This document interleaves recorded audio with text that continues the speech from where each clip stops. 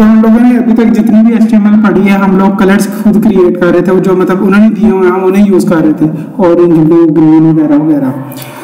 तो वो boring colours नहीं है, वो 3-4 है, हम लोग हर जगह उन्हें रिपीट कर रहे थे। लेकिन जब आप कस्टमर्स के लिए वेबसाइट्स बनाओगे तो वो आपको अपने कलर्स देंगे, उनके ब्रांड के कलर्स हो सकते हैं, उनके लोगों के कलर्स हो सकते हैं, या उनकी वेबसाइट के सेपरेट कलर्स हो सकते हैं, वो आपको डिफाइन करेंगे। तो आपने उन कलर्स को कैसे यूज़ करना है? हमारे पास ना उन्हें यूज़ करने के लिए प्राइमरली 3 मेथड्स हैं। एक तो है कि हम उसको हेक्स वैल्यू दे सकते हैं, सेकंड है कि हम उस पर HSL फंक्शन यूज़ कर सकते हैं, और थर्ड है कि हम उस पर RGB फंक्शन यूज़ कर सकते हैं। हम एक एक को स्टडी करेंगे। अगेन सिंपलेस्ट डॉक्यूमेंट क्रिएट कर दी मैंने, एक हम इसको div क्रिएट कर देते हैं, और इस div पे हम स्टाइलिंग अप्लाई करेंगे। कोई div को स्टाइल करना बहुत आसान है, उसका डब्बा बना लो, कुछ भी कर लो। और जो वेबसाइट्स है ना हम बाकी भी खोलते हैं उनमें div होते हैं, बल्कि आज डेमो ही कर लेते हैं। आप लोग लास्ट टाइम किसी ने कोई क्वेश्चन पूछा था, हम div क्यों करते रहते हैं। जब मैं भी फर्स्ट टाइम HTML स्टार्ट की थी ना, मुझे भी बड़ा कंफ्यूजिंग लगता था। div का ये फायदा होता है कि आप चीज़ों को ना सब को ग्रिप करके स्टाइल जो div पे अप्लाई कर दो उन सब पे अप्लाई हो जाती है, ज़्यादा दिन के हर एक को अप्लाई करो। और एज यूजुअल फेसबुक वफा नहीं करती, कोई बात नहीं, हम अपने कोड पे चलते हैं। तो हम div को स्टाइल करेंगे, हम डायरेक्ट div टैग पे स्टाइलिंग करते हैं।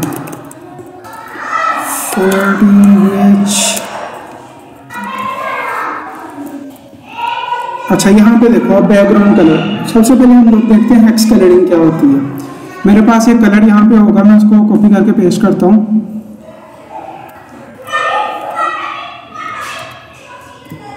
ये हेक्स वैल्यू, आपको पता कैसे चलेगा? कोई भी कोड है जो हेक्स वैल्यू है, एक तो स्टार्ट पे उस पर हैशटैग आ रहा होगा जब लिखी होगी, और उसके अंदर ना आपको ये अल्फ़ाबेट्स भी नजर आएंगे, FB09 इस तरह नंबर्स लिखे होंगे।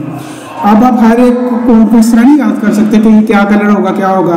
तो VS कोड क्या करता है, आपको साथ उसके ये छोटा सा स्लाइडर सा दे देता है, छोटा सा आइकन दे देता है जो शो करवाता है कि ये कलर कौन सा है। अगर आपने इसे चेंज करना हो तो आप क्या करोगे, इस पर क्लिक करोगे और ये खुल जाएगा। इसमें आप कोई भी कलर सेलेक्ट कर सकते हो अपनी मर्जी का। आपको शेड चेंज करना है, आप नीचे आ जाओ। क्या हाँ किया है ना, तो यही है मतलब।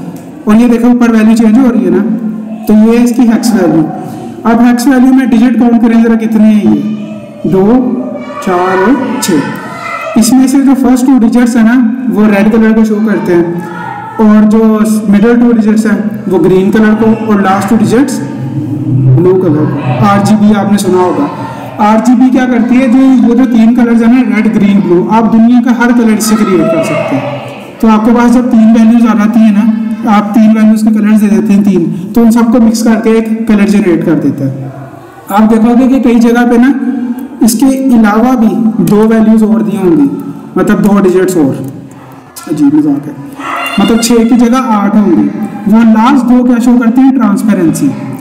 सपोज करें कि आपके पास 2 डिव्स है, एक डिव जो है फ्रंट स्क्रीन पे है, मतलब आपने किसी स्क्रीन के ऊपर ही ले लिया, जैसे रिलेटिव में देखा तो नहीं डिव के ऊपर डिव आ जाता है। अब आप चाहते हो कि वो पीछे वाला डिव भी नजर आए, जैसे ट्रांसपेरेंट स्क्रीन होती है, हमारे ग्लास जो होता है ट्रांसपेरेंट है ना, उसमें क्या होता है कि मतलब आप एक और पार देख सकते हैं। तो जब आप किसी हेक्स वैल्यू में वो 2 एक्स्ट्रा डिजिट ऐड करते हैं ना, तो उसे ट्रांसपेरेंट कर देती है। लेकिन हम हेक्स वैल्यू में ना वो बहुत कम यूज़ करते हैं, क्योंकि पता नहीं चलता कि ये ट्रांसपेरेंट होगी या नहीं होगी, इस पर हमने अप्लाई किया नहीं, आप हर बार डिजिट थोड़ी काउंट करते फिरोगे। तो इसके लिए हमारे पास एक सेपरेट सिस्टम है, उसको हम लोग बोलते हैं RGB या RGBA।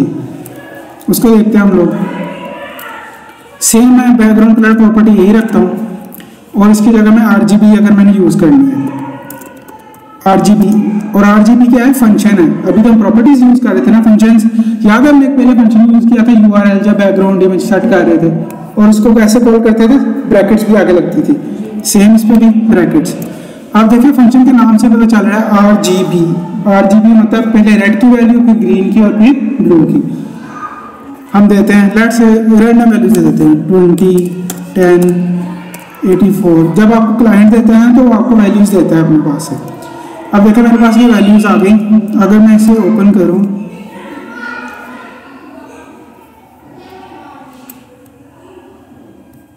देखिए स्टाइल अप्लाई हुआ है। अगर मैं इसे भी चेंज करना चाहूं,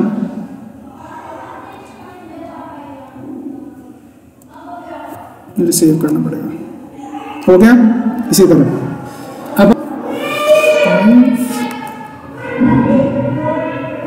अब देखें, इसमें मैंने RGBA फंक्शन यूज़ किया, वो स्लैश वाला इग्नोर कर दें।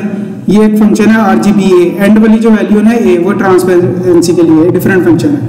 अब देखें, ये मैंने इसका ग्रे कलर दिया था इस डिव को, और मैंने इसकी ट्रांसपेरेंसी रखी है 0.5, मतलब 50%। आपको नीचे से नजर आ रहा है वो डिव, इसका मतलब क्या है, मतलब वो 50% ट्रांसपेरेंट, 50% नजर आएगा, 50% नहीं आएगा। इसको ओपेसिटी भी बोलते हैं। अगर हम इसको कर दें 0.9%, 90%, देखें डार्क नहीं हो गया बिल्कुल। इसमें ओपेसिटी का मतलब ये है कि आपको जो है कितना ट्रांसपेरेंट करना है। जो है ट्रांसपेरेंसी और ओपेसिटी, ये दो ऑपोजिट चीज़ें हैं। ट्रांसपेरेंसी क्या कहती है कि कितना शो हो रहा है, और ओपेसिटी है कितना हाइड हो रहा है।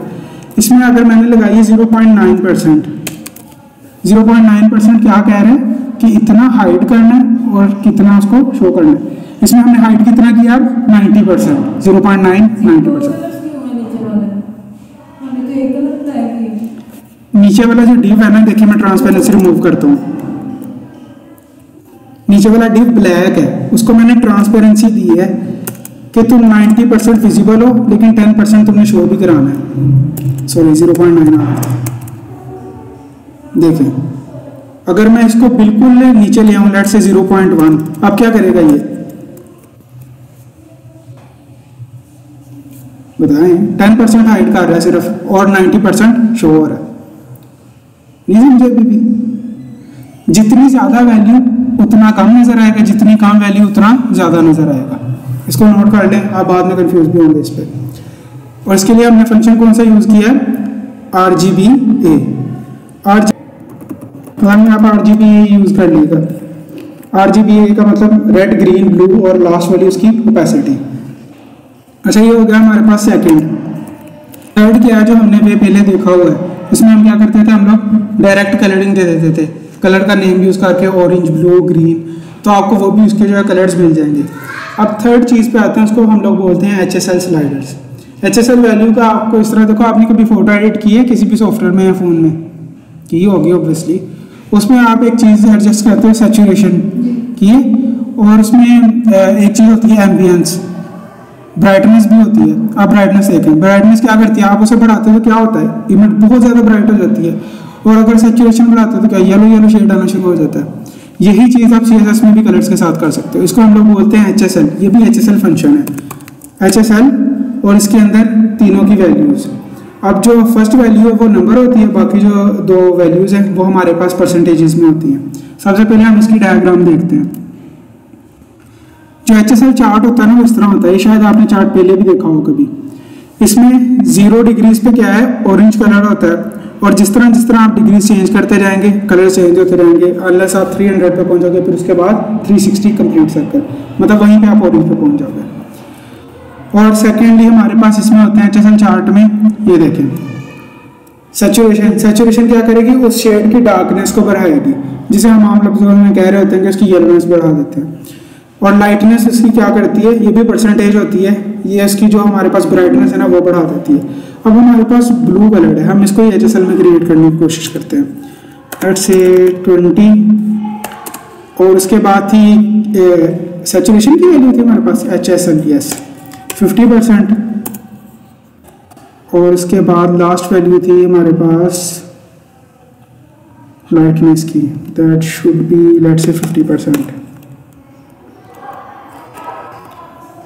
देखिए उसने मुझे खुद कलर जनरेट करके दिया कि इस स्केल पे क्या कलर बनेगा अगर मैं ये वैल्यूज दूँ। फर्स्ट वैल्यू क्या है, सिंपल डिग्रीज, आपने साथ कुछ नहीं लिखना। सेकंड जो वैल्यू होगी वो किसकी होगी, सैचुरेशन की, और लास्ट वैल्यू किसकी होगी, लाइटनेस की। आप अगेन इस पर भी ये वाला स्लाइडर यूज कर सकते हैं, आपकी मर्जी है। और ये यूजुअली मैनुअली आपने कभी भी नहीं लिखनी होती, आपको क्लाइंट देता है, आप वैल्यूज कॉपी करते हो और पेस्ट करते हो। लेकिन मोस्टली हम जो है ना वही यूज़ कर रहे होते हैं जो हेक्स वैल्यूज होती हैं, जैसे आपने पहले देखी थी वो 6 डिजिट्स वाली जो है या 8 डिजिट्स वाली, क्योंकि उनको कॉपी करना आसान है, आपको इजीली मिल जाती है। लेट्स से अगर मैं गूगल पे सर्च करता हूँ ग्रे कलर हेक्स, क्या किसके पेड़ बिल्कुल लिखी होती है, और वो भी किस लिए, ताकि उनको भी पता चल जाए स्टैंडर्ड, उन्हें वो कोड देख रहे हैं इंटरनेट पे सर्च करेंगे या आप वो कोड देखोगे आपको पता है यही कलर होगा। एक तो इंटरनेट यहाँ पे। अच्छा, अगर आपको किसी भी कलर का हेक्स कोड सर्च करना हो ना, आप सिंपल लिख सकते हो कि इसका कलर का हेक्स कोड, तो उसके सारे ही आ जाएंगे लाइट कलर से डार्क कलर तक। एज यूजुअल इंटरनेट में कह रहा तो ना आपको सारे आ जाएंगे। तो आपको उसका जो भी शेड चाहिए होगा आपने उसका हेक्स कलर या HSL कॉपी करना है और वहाँ पे पेस्ट कर देना और वो आप पे अप्लाई हो जाएगा। नेक्स्ट चलते हैं हम लोग। कलर्स बहुत इजी थे, यही मेथड्स है, लेकिन आपने मेनली एक्स यूज कर रहे होना। RGB फंक्शन भी इसी तरह वर्क करता है, लेकिन मुझे पता नहीं अब क्यों नहीं काम कर रहा। तो आप हमेशा RGB प्रेफर कर लें, आपको भी पता होगा कि आपने उसमें वो ओपेसिटी वैल्यू दी है। अच्छा, नेक्स्ट चीज़ हमने इतने दिनों से हम लोग कोड कर रहे हैं, आपने नोटिस नहीं किया कई बार मैं प्रॉपर्टीज डिव पे अप्लाई कर रहा होता हूँ लेकिन वो अंदर भी अप्लाई हो जाती हैं, नोटिस किए? हम टेस्ट करते हैं। अब इसके अंदर मैं एक H1 टैग यूज़ कर रहा हूँ और मैं उसको दे रहा हूँ हेलो, और मैं इसको S1 ही स्टाइल करते हैं हम लोग। अगर मैं डिव को कहूँ कि तुम्हारा कलर होना चाहिए लेट्स से पिंक, मैंने तो डिव को बोला कि उसका कलर पिंक हो, तो H1 का कलर क्यों पिंक हुआ? उसके अंदर तो है, लेकिन कोई मैकेनिज्म तो है ना जिससे वो प्रॉपर्टीज जो है वो डिव वाली अडॉप्ट कर रहा है, किसी तरह वो विरासत में वो चीज़ें ले रहा है, वरना तो इसे अपनी क्रिएट करनी चाहिए थी। तो इस मैकेनिज्म को हम लोग बोलते हैं इनहेरिटेंस। जिस तरह होता है ना, हमारे दादा अबू होते हैं, वालिदैन होते हैं, जब उनकी डेथ होती है हम एग्जिस्ट भी करते हैं अपनी ज़िंदगी में भी, आपको अपनी चीज़ें ट्रांसफ़र कर देते हैं। वो क्या होती है? विरासत होती है, आपने खुद नहीं बनाई है वो, लेकिन आपको मिल रही है वो। तो इस तरह ना CSS में काफ़ी प्रॉपर्टीज़ हैं जो विरासत में खुद ब खुद ट्रांसफ़र होती हैं, और आपको किस तरह नजर आएंगी ये। फॉर एग्जांपल आपने कोई एलिमेंट लिखा, आपने उस पर कोई स्टाइल्स नहीं अप्लाई किए, लेकिन खुद ब खुद उस पर कुछ स्टाइल्स अप्लाई हो रहे हैं। इसका क्या मतलब है? वो सारे स्टाइल्स जो है उसने इनहेरिट किए, उसे विरासत में मिले हैं। अब कौन सी प्रॉपर्टीज हैं जो इस तरह विरासत में खुद ब खुद आती हैं, आप अगर ना भी टाइप करें तो? अगर मेरे पास ये देखें, ये सारी प्रॉपर्टीज जो हैं, इनमें से आपने कुछ पढ़ी हैं कुछ नहीं पढ़ी, उन्हें इग्नोर कर दे, जो पढ़ी हैं सिर्फ उन पे देखें। जैसे टेक्स्ट लाइन प्रॉपर्टी है, टेक्स्ट को अलाइन करना, हम इसको टेस्ट करते हैं। ये मैंने शायद आपको कल भी बताई थी सेंटर करने के लिए। अब देखें, हालांकि मैंने तो डिव पे अप्लाई की है, तो इसका क्या मतलब है? अब डिव के अंदर जितने भी एलिमेंट्स आएंगे सब पे प्रॉपर्टी अप्लाई होगी, बिल्कुल होगी। और अगर मैं कहूँ ये सिर्फ चाइल्ड पे अप्लाई होगी, डिसेंडेंट्स पे भी अप्लाई होगी, सब पे ही होगी, क्योंकि वो भी तो चाइल्ड ही जा रहे हैं ना आगे, मतलब डिसेंडेंट्स ही हैं वो, तो विरासत में तो उनको भी हिस्सा मिलेगा, तो उन सब पे अप्लाई होगी। तो ये चीज़ नोटिस करनी है, कभी भी एलिमेंट ऐसा हो ना जो आपने मतलब खुद नहीं उस पर स्टाइल अप्लाई की है लेकिन अप्लाई हो रहे हैं, इसका मतलब क्या है? वो इनहेरिट कर रहा है। अच्छा, कई बार ऐसा होता है कि आप लोग चाहते हो कि खुद कोई स्टाइल इनहेरिट हो, वो नेचुरली नहीं हो रहा है लेकिन आप खुद चाहते हो कि वो स्टाइल इनहेरिट हो, तो आप क्या करोगे? लेट्स से मैं चाहता हूँ कि मैंने जो भी ऊपर वाले पेरेंट को स्टाइल दिया हुआ है ना, लेट्स से मैंने ऊपर वाले स्टाइल दिया हुआ है उसको फॉन्ट साइज, मैं चाहता हूँ जो डिव को मैंने फॉन्ट साइज दिया है ना वो मुझे विरासत में मिले हैं, जितने भी डिव के अंदर एलिमेंट्स आ रहे हैं सबको विरासत में मिले। तो हम उसको क्या लिखेंगे? फॉन्ट साइज, और आगे हमने ये वर्ड लिख देना इनहेरिट। ये क्या बता रहा है कि जो फॉन्ट साइज है ना तुम्हारा कौन सा होना चाहिए? जो तुम्हें तुम्हारा पेरेंट देगा, सिंपल एज दैट। अगर इसकी आप कोई वैल्यू नहीं लिखोगे तो मतलब वही अप्लाई हो जाएगा जो आपने किया हुआ है, इससे ऊपर वाले डिव में अप्लाई हुआ है। और कुछ प्रॉपर्टीज हैं जो इस लिस्ट में नहीं है, उसका क्या मतलब है? वो इनहेरिट नहीं होगी। मतलब डिव पे अगर मैंने कोई लगाई हुई है, लेट्स से बॉर्डर लगाया हुआ है, तो बॉर्डर इनहेरिट होगा? नहीं होगा। हम ट्राई करते हैं।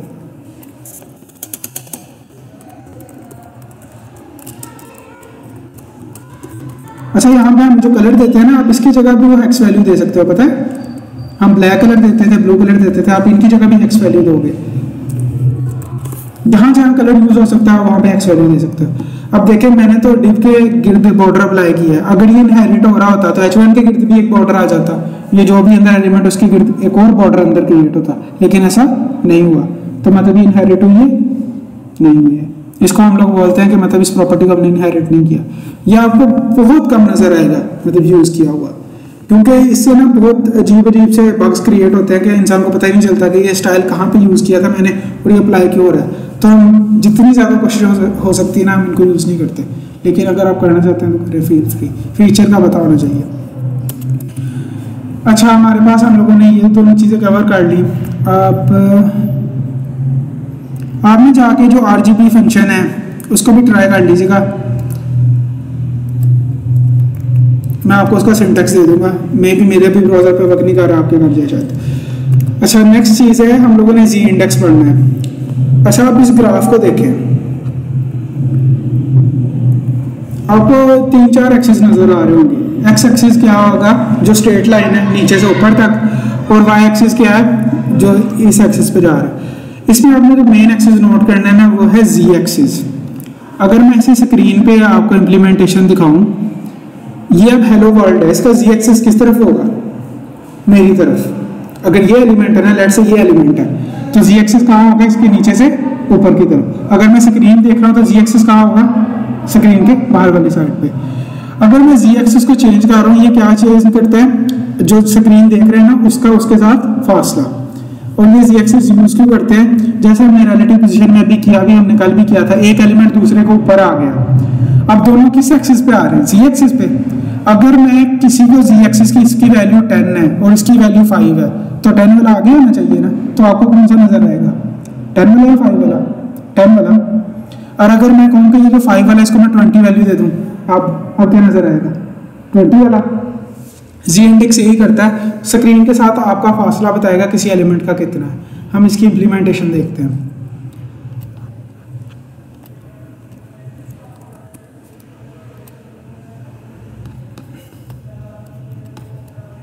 हम इस डिव को पूरा ही कलर कर देते हैं।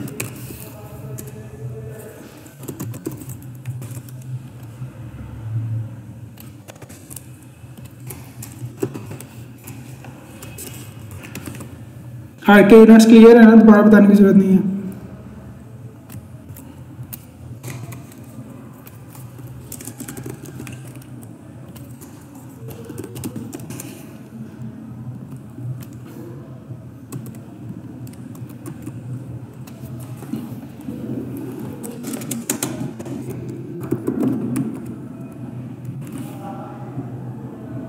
ठीक है, अब ये हैं दो हमारे पास एलिमेंट्स, दोनों की हाइट कितनी रखी है मैंने, 50-50 pH।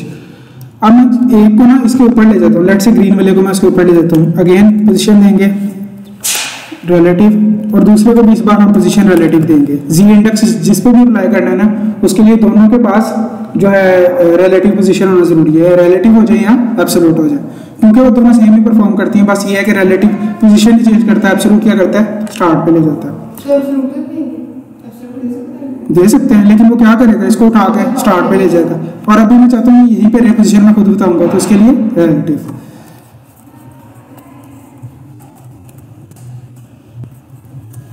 तो हम इसको देते हैं रिलेटिव। अब इसको मैं जरा ऊपर ले जाता हूँ, तो अगेन बॉटम प्रॉपर्टी और 20 pH शुड बी फाइन।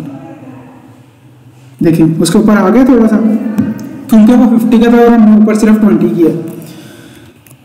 अब आपको नजर आ रहा होगा जो ऑरेंज वाला है वो आधा हिस्सा हाइड हो गया और ग्रीन वाला ऊपर आ गया। अगर मैं इसको पूरा ही हाइड कर दूं, लेट्स से मैं कर देता हूँ 500 VH, पूरा कवर हो गया। लेकिन आप चाहते हैं कि मुझे पिछला वाला नजर आए, दो एलिमेंट स्टैक कर रहे हैं ऊपर नीचे हैं, लेकिन मैं चाहता हूँ कि मुझे जो नीचे वाला है ना वो नजर आए। तो आप क्या करोगे, नीचे वाले को जी इंडेक्स ज्यादा दे दोगे। नीचे वाला हमारे पास कौन सा था, 2, उसको हम जी इंडेक्स देंगे। जी इंडेक्स की वैल्यू लेट से आपने पिछले वाले से ज्यादा देनी है। इसको मैं दे देता हूँ, आपने इमेजिन ही करनी होती है कोई भी, लेट से मैं इसको देता हूँ 30, और जो नीचे वाला है इसको मैं जी इंडेक्स दे देता हूँ 20।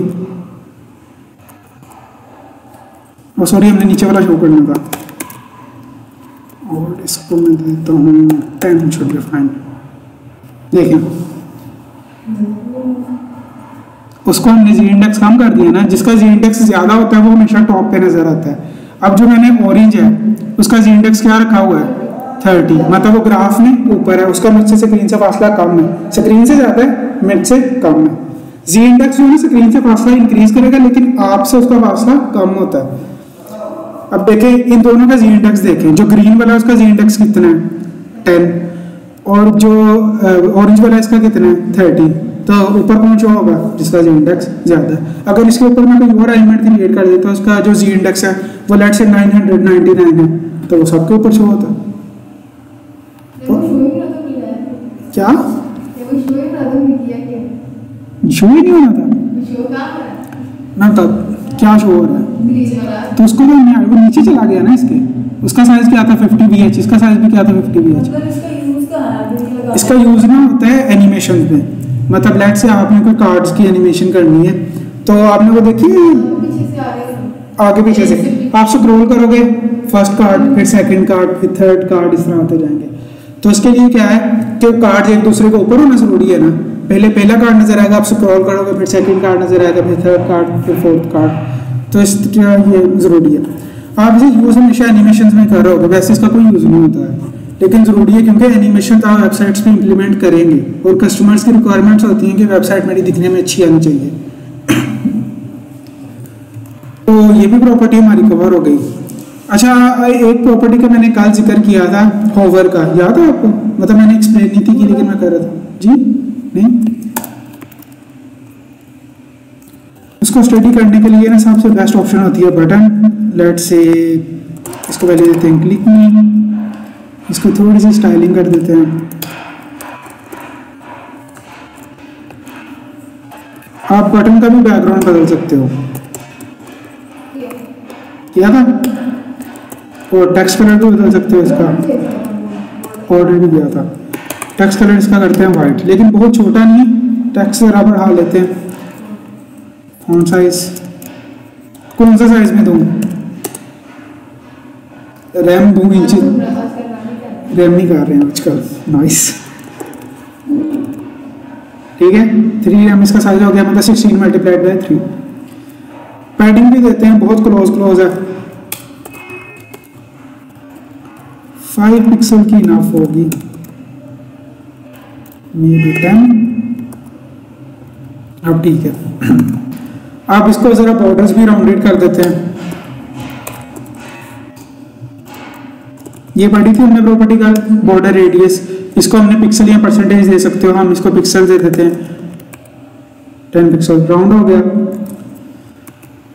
अच्छा, अब अगर आप चाहते हैं कि मैं इस पे जब एरो लेके आऊँ तो इसका कलर चेंज हो जाए, इसको हम लोग बोलते हैं होवरिंग। मतलब आप एरो जब भी वेबसाइट की किसी चीज़ के ऊपर लेके आते हो ना, जितनी देर उसके ऊपर है, मतलब वो चीज़ के ऊपर क्या कर रहे हैं? होवर। होवर जो वर्ड है वो आता है हमारे पास प्लेन्स और हेलीकॉप्टर से, इंसेक्ट से भी। वो क्या करते हैं, हमने देखा होगा कभी हेलीकॉप्टर से किसी चीज़ के ऊपर मंडलाते रहते हैं, या जो ड्रैगन फ्लाइज होती थी, अब तो नजर नहीं आती, वो किसी चीज़ के ऊपर घूमते रहते हैं, उसको बोलते हैं होवरिंग। मच्छर भी यही काम करते हैं। तो अब आप चाहते हैं जब कस्टमर इसके ऊपर आए ना, कस्टमर को पता चलना चाहिए कि वो बटन के ऊपर आ गया, तो इसके लिए हम एक सूडो क्लास यूज करते हैं। यार सूडो क्लास जो हमने नहीं डिफाइन की, लेकिन सीएसएस हमें देती है। तो हमने क्या करना है, जो भी एलिमेंट जिस पे भी अगर डिव है तो डिव है, उसको हम लिखेंगे। अगर क्लास यूज करें तो क्लास लिख के, सूडो एलिमेंट्स के लिए क्या प्रॉपर्टी थी, सूडो क्लासेस के लिए सॉरी, कॉलन लगा देते हैं हम लोग, और उसके आगे सूडो प्रॉपर्टी। अब हम यूज कर रहे हैं होवर। अब टाइप करेंगे, आ जाएगा। अब मैं इधर लिखता हूँ कि जब कोई होवर करे ना इसके ऊपर, तो उसका कलर हो जाए बॉलीवुड। हो रहा है, आपने ये अक्सर वेबसाइट्स पे देखा भी होगा, ये इंप्लीमेंट होता होगा। इसको बोलते हैं होवर। और ये आप हर एलिमेंट पे कर सकते हो। आप लिस्ट के ऊपर अप्लाई करना चाहो कर दो, आप अगर इसको करना चाहो डिव के ऊपर, सेक्शन के ऊपर, जो भी एलिमेंट आप सब पे अप्लाई कर सकते हो। इसका फ़ायदा ये होता है, मतलब कुछ जो यूजर्स हैं ना, जो जैसे कलर ब्लाइंड होते हैं, उनको कुछ कलर्स नज़र नहीं आते, लेकिन जब आप इस तरह की प्रॉपर्टी अप्लाई करोगे ना, तो आप वो कलर इसको आगे शो करवा सकते हो जिसको नज़र आएगा। तो जब वो उस एलिमेंट में पहुंचेगा, उसे पता चल जाएगा कि ये मैं इस पर फोकस किया है, कुछ और किया है। और ये इंपॉर्टेंट है, ये हमेशा याद रखना है। अच्छा, ये तो हो गया इसका सिंपल जो था होवरिंग। अब हमने लिंक्स पढ़े थे, याद है, एंकर टैग्स, उसको हम लिंक्स देते थे। अब आपने नोटिस किया होगा, जब हम लिंक प्लेस करते थे, जब हम उसको विजिट कर लेते थे, तो उसका रंग चेंज हो जाता था, पहले कोई और कलर होता था, देखा था। हम इम्प्लीमेंट करते हैं, निकल जाओ।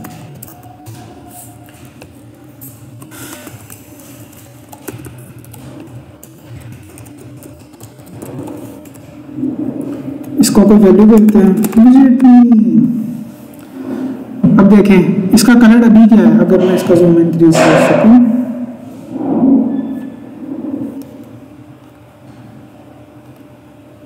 देखें क्या कलर है, पर्पल सा है। अब मैं इसे विजिट करता हूँ, होपफुली मैंने लिंक सही लिखा है। खैर मैंने विजिट कर लिया, तो विजिट करने के बाद ना इसका कलर ब्लू सा हो जाता है, मतलब दो डिफरेंट स्टेट्स है। ये यूज़र को क्या शो करती है कि मतलब आपने जो है ये विजिट कर लिया हुआ, आपको दोबारा विजिट करने की जरूरत नहीं है। तो इसके लिए ना हमारे पास सेपरेट सूडो क्लासेस है जिनको हम टारगेट कर सकते हैं ये बिहेवियर चेंज करने के लिए।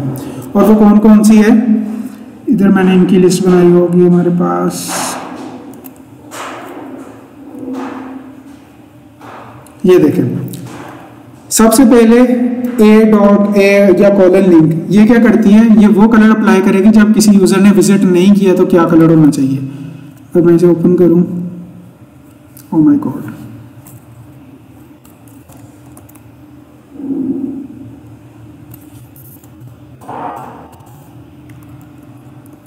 ठीक है।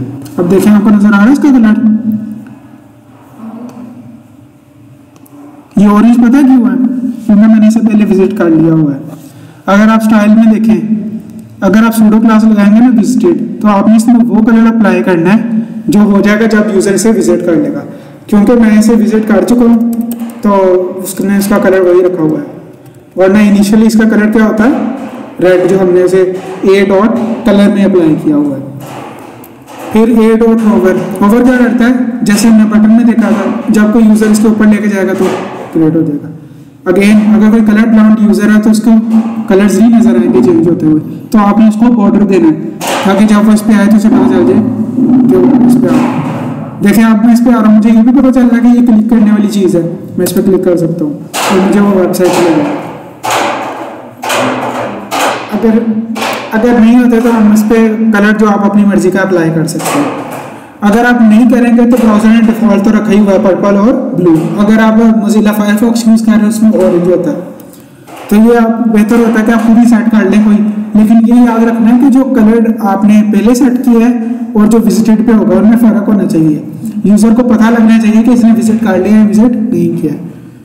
आप एक और बड़ी मजे की चीज़ कर सकते हैं, वो ये कि जब विजिट कर लिया हो ना, आप उसके गिर्द कोई और प्रॉपर्टी दे दें।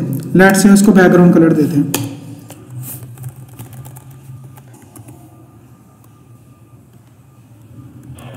आई एम नॉट श्योर कि अप्लाई हो रहा है या नहीं, आप अपने ब्राउजर पर टेस्ट कर लीजिएगा। तो ये क्या करेगा, जब यूजर ने इसे विजिट कर लिया होगा ना, तो इसके एक बैकग्राउंड कलर भी दे देगा। इसे क्या फायदा होगा, आपको पता चल जाएगा कि जो यूजर है आपने जिसके लिए वेबसाइट बनाई है वो विजिट कर रहे हैं। अगर ये नहीं भी करना तो आप हमेशा कलर लाजमी चेंज करेंगे और दोनों कलर्स में मार्जिनली फर्क होना चाहिए। ये नहीं कि मतलब रेड है तो हल्का सा स्लाइटली रेड, नहीं ना, फर्क होना चाहिए मार्जिनली। मतलब अगर एक रेड है एक ब्लू है तो कंट्रास्ट होना चाहिए। अच्छा, ये टॉपिक्स आपके हम लोगों ने कवर कर लिए। फ्लेक्स रह गया, वो आज पढ़ना है किसी और दिन पढ़ना है, समझ आ जाएगा, रिलेटिवली आ जाएगा। बल्कि हमने एक और छोटी सी प्रॉपर्टी पढ़ लेते हैं। हम लोगों ने याद है पढ़े थे डिस्प्ले, ब्लॉक और इनलाइन, क्या होते थे, मुझे जरा एक्सप्लेन। एक मिनट सबर, आप मुझे ब्लॉक बताएंगे आप। ब्लॉक में ऊपर नीचे, हाँ ब्लॉक में इनलाइन में एक साथ। हाँ, और आप मुझे बताएं कि जो ब्लॉक है वो ऊपर नीचे क्यों चले जाते हैं? कब जाता है, मतलब क्यों चले जाते हैं? ब्लॉक एलिमेंट है ना, अगर दो ब्लॉक एलिमेंट है, मैंने दोनों साथ साथ प्लेस किए, एक इस साइड, सबर करो, एक इस साइड पे जा, मतलब एक ने ऊपर आ गया और एक नीचे क्यों आया, साथ क्यों नहीं आ गया? ब्लॉक तो पूरी में तो नहीं रहता। यही तो बताना है ना कि जब उसने पूरी जगह ही ले ली तो फिर तो साथ आएगा ही नहीं। इनलाइन साथ क्यों आता है? क्योंकि वो पूरी विड्थ नहीं लेता। तो हम लोग देखते हैं कि अगर आपके पास कोई एलिमेंट है तो आप, वो वैसे जनरली ब्लॉक होता है लेकिन आप उसे इनलाइन बनाना चाहते हैं कि वो इनलाइन की तरह बिहेव करे, तो आप क्या कर सकते हैं, इस सारे कोड को रिमूव कर देते हैं।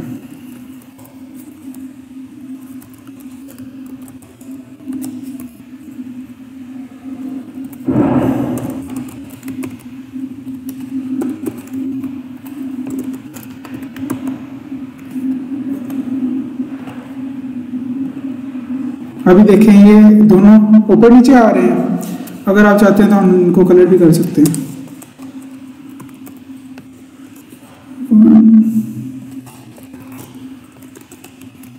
स्टाइल में डायरेक्ट डी लिख के नहीं कलर दे देते क्लास में दूंगी फिर सबको क्या बोल रही है? फिर सबको जाएगा डी को साइन मतलब स्टाइल में डी को लिख के डायरेक्ट नहीं दे सकते। हाँ, तो फिर सबको आ जाएगा। अब मैं वेबसाइट में हज़ारों डी यूज़ करूँगा। और मतलब आप जब रियल वर्ल्ड में कोड करोगे ना, आप क्लासेस यूज़ कर रहे होगे। और जो दूसरे सिलेक्टर्स याद है मैंने पढ़ाए थे, कॉम्प्लेक्स वाले, चाइल्ड, डिसेंडेंट वगैरह, उसमें गलती करने के चांसेस बहुत ज़्यादा है। आप पहले सोचोगे, अप्लाई करोगे, फिर देखोगे। क्लास में मुझे पता है अप्लाई हो नहीं है, और स्टडी करना आसान होता है। मुझे पता है 1 क्लास पे 1 वाली स्टाइल अप्लाई होंगे, 2 पे 2 वाली, तो ये पढ़ने में भी आसान होती है ज़रा। लेट्स से हम 1 को करते हैं पहले। हाइट तुम्हारी हो जाए 40H, और मुझे तो लगता है क्लास में हम लोग यही टाइप कर रहे होते हैं।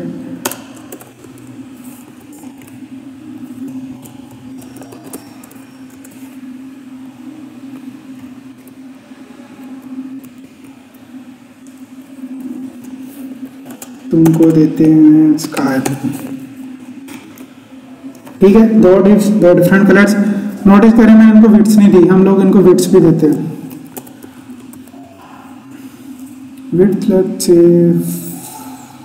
100 पिक्सेल्स।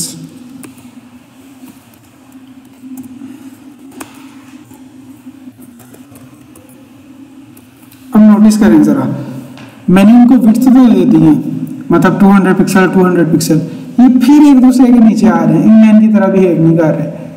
तो इनको करने के लिए हम इन पे इनलाइन अप्लाई कर सकते हैं, डिस्प्ले इनलाइन, और यही हम इस पे भी अप्लाई कर देंगे। It should work. आगे साथ साथ तो इस तरह हमारे पास बाकी एलिमेंट्स से ब्लॉक वाले याद मैंने पढ़ाए थे। एक जो हमारे पास लिस्ट में लिस्ट आइटम्स होते हैं वो भी इनलाइन थे, पैराग्राफ भी नहीं, वो सॉरी ब्लॉक थे, क्योंकि हर लिस्ट आइटम एक दूसरे के नीचे आता था। और जो पैराग्राफ थे वो भी ब्लॉक आइटम्स थे, दूसरा पैराग्राफ हमेशा पहले पैराग्राफ के नीचे आता था। तो अब अगर आप चाहते हैं कि मेरी इस साइड पे कोई मतलब और डिव आ जाए और इस साइड पे मेरे पैराग्राफ भी हो, तो दोनों को इनलाइन बनाना पड़ेगा ना। तो आप इससे वो फंक्शनैलिटी कर सकते हैं, बिल्कुल कर सकते हैं। तो ये CSS प्रॉपर्टी उसको चेंज करने के लिए। और फ्लेक्स पढ़ लिया आज, ये रहने दें, रहने दें।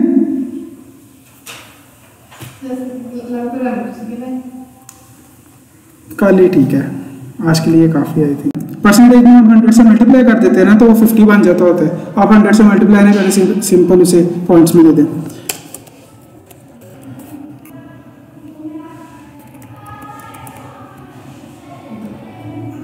इसको मैं